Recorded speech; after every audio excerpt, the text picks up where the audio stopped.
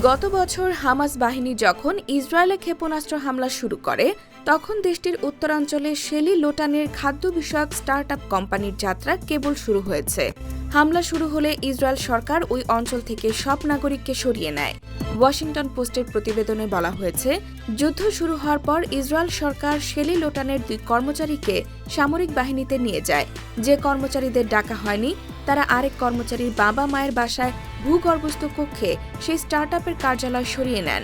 এরপর যা হওয়ার তাই হয়, বিনিয়োগের প্রবাহ একরকম শুকিয়ে যায়। হামাসের সঙ্গে ইসরায়েলের যুদ্ধের 1 বছর পূর্ণ হবে শিগগিরই।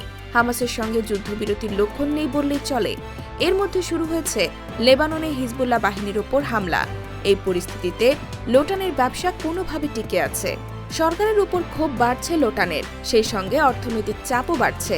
গত বছরের 7 অক্টোবর হামাস বাহিনী ইসরায়েলে হামলা চালালে চলতি যুদ্ধের সূত্রপাত ঘটে। ইসরায়েলের অর্থনীতিতে এই যুদ্ধের প্রভাব নিয়ে খুব একটা আলোচনা হচ্ছে না। এই 1 বছরে ইসরায়েলের ঋণমান অবনমন হয়েছে।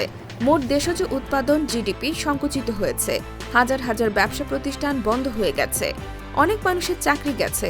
কোম্পানিগুলো দূরবর্তী জায়গা থেকে কাজ করিয়ে নিচ্ছে। সেই সঙ্গে রিজার্ভ সেনা হিসেবে যারা ইসরায়েলি বাহিনীতে যোগ দিয়েছেন তারা সৈনিক জীবনের সঙ্গে মূল ক্যারিয়ারের ভারসাম্য আনতে হিমশিম খাচ্ছেন।